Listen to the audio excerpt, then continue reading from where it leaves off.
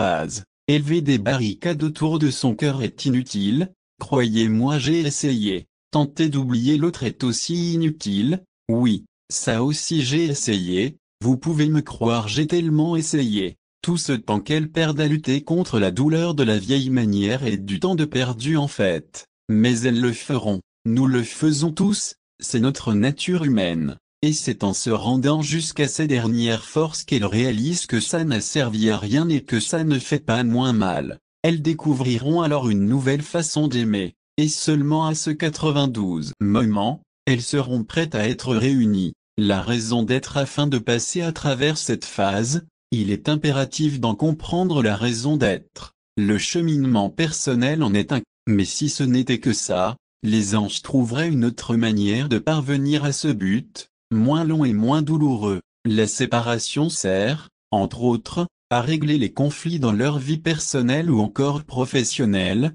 mais aussi à comprendre la profondeur du lien qui unit les amies jumelles et à y croire de toute leur âme. Viendra un jour où plus personne ne pourra les convaincre que tout cela est dans leur tête, lorsqu'elles auront accepté le fait qu'elles ne pourront pas oublier l'autre, que ça fera toujours mal d'être séparé de son âme jumelle. Elles comprendront aussi à quel point ce lien est profond et précieux. Elles ne feront pas attention à quelque chose qu'elle n'a pas peur de perdre. Mais croyez-moi qu'une fois cette douleur partie, elle ne voudra plus jamais la revivre. Elle se battra alors de tout son être, tous les deux, afin de surmonter les épreuves qui se mettront en travers de leur chemin, car elle saura ce que c'est que de vivre sans l'autre. De plus, elles devront régler tous leurs problèmes intérieurs et extérieurs, c'est-à-dire, les traumatismes d'une relation passée, liés à son enfance ou sa famille, n'importe quel problème qui pourrait nuire à sa future relation.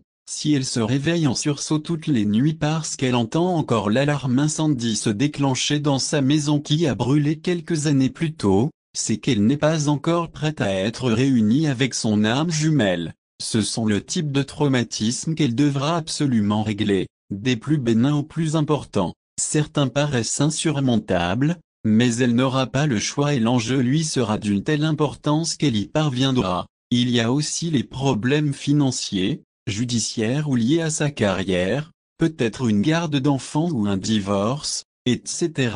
Contrairement à une relation avec une âme sœur, cela n'est pas fait pour les faire évoluer, elle arrive lorsque les âmes ont évolué. Le changement ayant été enclenché en elles dès leur rencontre, il se poursuivra tout au long de la séparation pour qu'arrive enfin l'union 93. Leurs souhaits seront exaucés. Elle a toujours rêvé d'escalader le canyon, et lui est incapable de voyager. Ce rêve risque de toujours hanter son esprit jusqu'à ce qu'il soit réalisé. Éventuellement, ce besoin de le réaliser, ou encore de retrouver l'adrénaline qu'il lui procurerait pourrait entraver leur relation. Elle finirait par le blâmer de l'empêcher de s'épanouir. Les anges s'arrangeront donc pour qu'elle ait déjà satisfait ce désir. S'il lui veut des enfants, mais qu'elle a décidé qu'après son dernier il n'y en aurait plus d'autres, il se pourrait que les anges exaucent aussi son vœu. Parce qu'à long terme, ce serait quelque chose qu'il pourrait retenir contre elle et accumuler une rancœur,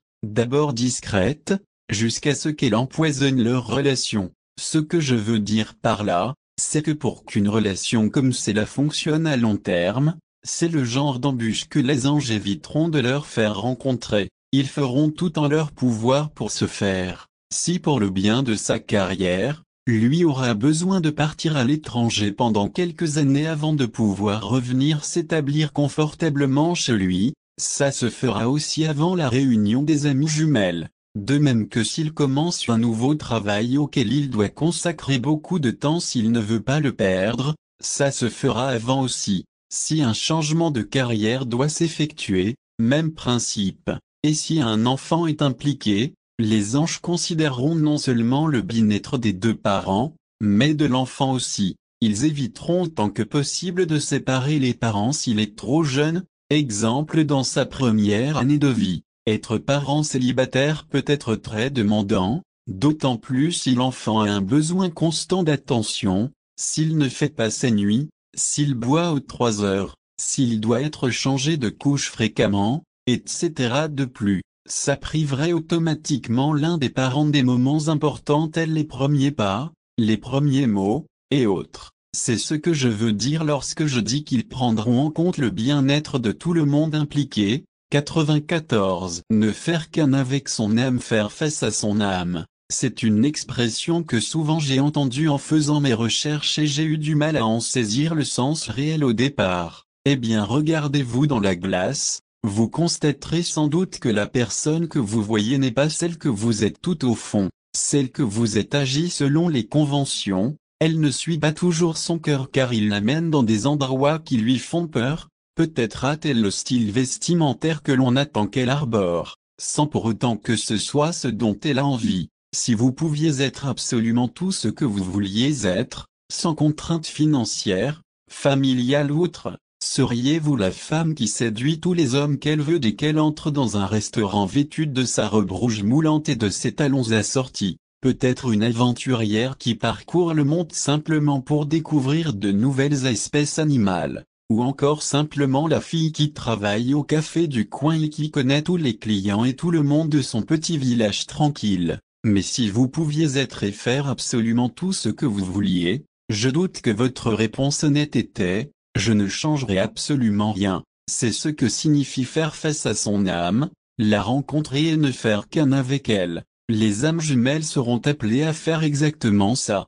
réunir celles qu'elles sont aujourd'hui, avec toutes celles qu'elles ont été dans leur vie précédente, avec celles qu'elles sont réellement tout au fond. Ça paraît colossal comme travail, c'est parce que ça l'est. Lorsque je disais au tout début que lorsque son âme sort de son corps pour aller enlacer l'autre comme si elle avait une volonté et un savoir qui lui est propre, eh bien c'est que c'est le cas. Durant cette phase, elle devra s'unifier avec cette volonté et ce savoir. En bref, ne faire qu'un avec elle-même. Lorsque sa voix intérieure lui dit qu'elle a envie de quelque chose qui lui paraît fou, mais que sa logique la raisonne parce que ce n'est pas convenable, eh bien c'est qu'elle n'y est pas arrivée. Sa tête décide encore à la place de son cœur. Lorsque ce bout de chemin sera fait, elle comprendra que le cadre que la société lui a imposé ne lui convient plus et elle sera incapable de le suivre. Attention, elle ne deviendra pas des meurtriers psychopathes ou autres 95. Seulement,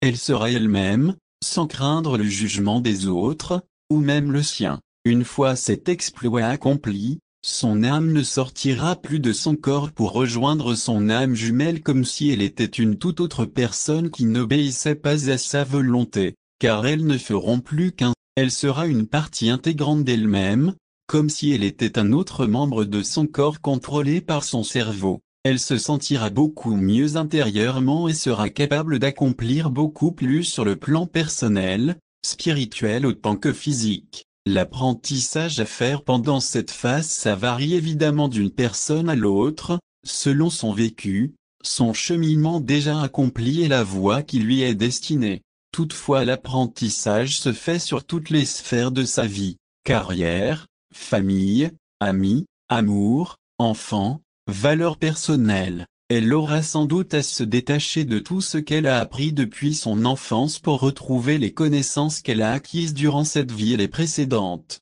Certains souvenirs de vies antérieures pourraient lui revenir, car elle devra régler ses problèmes aussi. Par exemple, dans une autre vie elle a été orpheline ou orphelin. C'est le genre de situation qui peuvent marquer quelqu'un pendant plusieurs vies et cette personne se retrouvera dans une situation différente, mais pourtant, gardera l'impression d'être seule au monde. Cela lui causera sans aucun doute des problèmes d'ordre familiaux, même si elle n'en a pas conscience. Ce n'est pas automatique, mais c'est un exemple. Nos vies antérieures affectent celles que nous vivons actuellement d'une façon dont nous n'avons sans doute pas conscience et c'est vrai pour tous. Alors les anges seront là pour mettre les cartes devant les âmes jumelles, une à une, afin de lui faire comprendre que la réaction irrationnelle qu'elle a eue est due à un traumatisme d'une vie passée. Ça peut être profond, tout comme ça peut être aussi bénin que sa peur des abeilles qui est due à une attaque d'abeilles dans une autre vie. Cet apprentissage lui servira bien sûr dans sa vie actuelle, mais il a 96. Prépare en fait à ce qui l'attend une fois de l'autre côté. Lorsque l'on meurt, on doit passer à travers un processus de purge. où l'on revit notre vie afin d'en guérir le plus possible et d'en tirer des leçons. La dernière vie que vous vivrez avec votre âme jumelle est différente. Vous devrez atteindre le plus haut niveau de guérison pour qu'une fois de l'autre côté vous puissiez évoluer sur une fréquence vibratoire plus élevée, comme celle des anges ou des maîtres ascensionnés. Alors vous serez en mesure de faire le même type de travail que, pour cela, il faut régler ses comptes karmiques. Lorsqu'elle retrouvera son âme jumelle pour s'unir avec elle, tout sera différent. Sa moitié sera la personne qu'elle savait qu'elle était sans pourtant l'avoir. Elle sera plus forte, ou plus douce, selon ce qu'elle devait accomplir. Les deux seront les personnes qu'elles ont toujours été sans le savoir. Lorsque j'ai rencontré mon âme jumelle, c'était à un endroit où il travaillait. Dès que je l'ai vu, je me disais intérieurement que quelque chose n'allait pas. Il n'avait rien à faire là. Il avait tellement de potentiel, beaucoup trop pour l'emploi qu'il occupait en ce moment. Et lorsque j'ai eu l'occasion de le revoir, quelques mois après que la séparation soit survenue, nous avions tous deux commencé à changer et j'ai tout de suite remarqué à quel point ce que j'avais vu en lui le premier jour ressortait à travers tout son corps. Son potentiel caché émanait de tous ses pores, sans doute autant que le mien. Ça m'a déstabilisé car il n'était plus du tout le même homme que j'avais connu et pourtant oui, il était seulement celui que j'avais vu tout au fond et non à la surface celui qu'il montrait. La souffrance, la perte d'espoir après le crash de cet après-midi, je me sens toujours aussi vide, froide, et morte. Je me suis calmé cependant, je repense à tout ça et ça ne fait aucun sens. J'ai vraiment ressenti quelque chose passer entre nous. Je ne peux pas l'avoir imaginé ça, lui aussi l'a ressenti. C'était évident, tellement que je ne peux pas m'être trompé. Alors pourquoi est-ce qu'il est sorti de ma vie? Je crois que c'est seulement parce que c'est la première fois que je 97 ressens quelque chose d'aussi fort pour quelqu'un, qu'un homme me procure un tel sentiment de bien-être et que c'est très difficile d'envisager vivre sans. Je sens comme si toute la vie, la lumière, m'avait déserté, que je suis dorénavant condamné à me débrouiller seul et à vivre une relation platonique et morne avec quelqu'un d'autre. Aucune ne se comparera jamais à ça. Aucun homme ne sera jamais à sa hauteur, il ne sera pas aussi parfait pour moi. C'est ce que j'avais inscrit dans mon journal lorsque j'ai appris que je ne le reverrais plus. Mon ange avait beau m'assurer que ce n'était pas permanent, que rien n'était définitif. Moi je ne voyais vraiment pas comment ce serait possible de nous revoir un jour. Il n'avait aucun moyen de me contacter et moi non plus. Je devais faire confiance au destin, qu'il nous réunirait le moment venu. Et puis, mon ange m'a envoyé la chanson que j'avais besoin d'entendre à ce moment-là. Une qui me racontait comment il souffrait tout autant que moi, même s'il n'en avait pas l'air. Elle parlait du désespoir qui le gagnait et certaines phrases particulières venaient me chercher. Tu la vois lorsque tu t'endors, mais sans jamais pouvoir la toucher ou de la garder. Tu fixes le fond d'un verre en espérant un jour pouvoir faire durer un de ses rêves. Tout ce que tu touches meurt. Pour moi, ça signifiait tout ce que je ressentais et que je croyais que lui ne ressentait pas.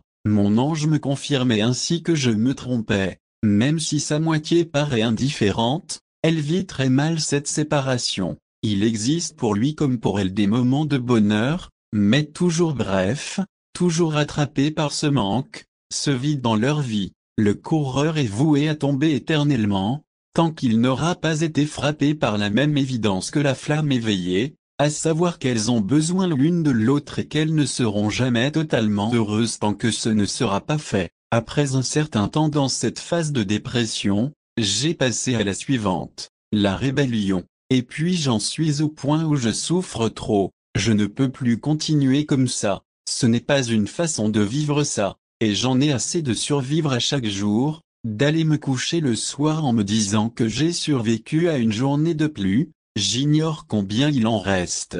Je veux vivre, et je ne peux plus l'attendre comme ça. Donc je me fous de retomber dans mes 98 vieilles habitudes ou pas, je me fous de toute cette histoire, et je me fous de faire les mauvais choix. J'ai juste besoin de quelque chose pour apaiser cette douleur, ne serait-ce qu'un instant. Ça, c'est le moment où une fin heureuse devenait de plus en plus improbable. Des mois avaient passé sans même que je ne le revoie et pourtant, Il ne quittait pas mes pensées, ni mon corps d'ailleurs, et chaque jour était plus difficile que le précédent. Je n'en voyais plus la fin, je ne savais plus comment endurer cette souffrance, comment j'allais faire pour en prendre encore plus, je n'en pouvais simplement plus. Humainement, rien ne m'avait préparé à vivre une telle chose, mais la réponse n'était pas dans le monde humain, elle était dans le monde spirituel. Seulement moi tout ce que je connaissais, c'était ça. J'avais épuisé tous les moyens possibles et imaginables pour arrêter d'avoir mal, pour l'oublier. J'étais pourtant une experte en la matière. J'étais même prête à complètement refermer mon cœur afin de ne plus jamais rien ressentir, moi qui avais travaillé si fort pour détruire les barrières que j'avais bâties au fil des années. Rien de cela n'avait fonctionné. Donc le seul moyen qu'il me restait était l'autodestruction, en quelque sorte, comme quelqu'un qui a un passé d'alcoolisme ou d'abus de drogue, ce qui n'est pas mon cas je vous rassure. J'étais prête à retourner dans ce qui m'avait presque détruit un jour afin de cesser de souffrir, puisque même ça, c'était bien moins pire que ce que je vivais. Heureusement pour moi, les anges ne m'ont pas laissé faire. Aujourd'hui, je me rappelle comme je pouvais en souffrir, j'en souffre encore, mais j'ai appris à vivre avec. J'ai appris à faire confiance, à laisser aller les choses et à vivre au jour le jour, sans rien attendre. Et quand la vie m'apporte une pointe de tarte, eh bien je la prends avec plaisir, je la savoure et j'en reste reconnaissante par la suite.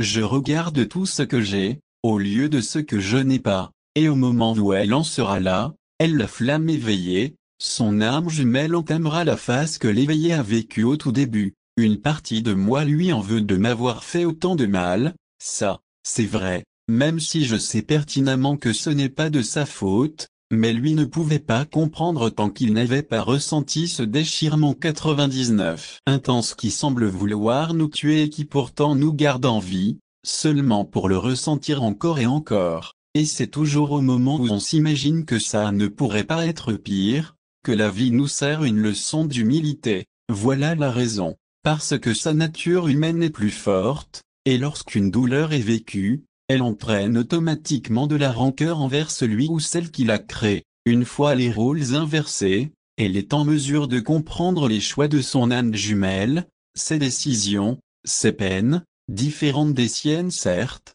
mais pas moins grandes, et son âme jumelle sera en mesure de la comprendre, elle, de comprendre la douleur qui l'a accablée, celle qui l'a fait tant souffrir et qui ne pouvait que provoquer de la colère, un besoin urgent de tout faire cesser, parce que pour entamer une telle relation, elles ne peuvent pas le faire sur de mauvaises bases. Ça ne peut pas être parce qu'elle a à tout prix besoin de faire cesser la douleur, mais bien parce qu'elle désire ce bonheur plus que tout. Et pour qu'une relation harmonieuse soit possible sur le long terme, tout sentiment négatif à l'égard de l'autre doit être éliminé. Autrement, ils finiront par ressortir. Même en sachant que l'autre n'est pas à blâmer, une partie d'elle le fera, à moins de vraiment avoir compris ce que l'autre traversait, ce qui est le but en inversant les rôles. Elle voudra à tout prix passer à autre chose, elle essaiera, même si elle sait que ça ne sert à rien, elle le fera quand même, parce que c'est tout ce que nous savons faire. Croire aveuglément en quelque chose d'aussi improbable, sans tenter de prendre les choses en main, c'est contre nature. Alors elle ressortira tous ses vieux trucs afin d'oublier l'autre, et si pour cela elle a besoin de se jeter sur le premier venu, les anges la laisseront faire, car ils ne la retiennent pas prisonnière, ils la laisseront aller se promener, sachant qu'elle a besoin de cette liberté, que c'est en elle, mais plus que ça, elle a besoin de voir par elle-même ce qu'elle ne croirait pas même s'il le lui disait. Alors une fois qu'elle aura réalisé à quel point aucune autre relation ne la comblera ni n'enlèvera la douleur, elle reviendra. Voyez cela comme une promenade au parc avec votre chien. Il tire sur sa laisse parce qu'il veut tout voir, tout goûter, tout renifler. Il veut profiter de toute la beauté qui l'entoure. En l'en empêchant, vous le rendez malheureux et il voudra toujours y aller. Il essaiera toujours d'y aller. Un jour, il finira par trouver le moyen, si vous le laissez aller renifler les fleurs, faire connaissance avec la chienne un peu plus loin, se rouler dans l'herbe, lorsqu'il aura terminé, il reviendra vers vous de lui-même, beaucoup plus heureux. Il aura encore le besoin d'y retourner, et en maître aimant, vous le laisserez aller, l'attendrez, pour qu'il revienne lorsque son besoin naturel sera comblé. Vous savez où vous l'emmenez, vous savez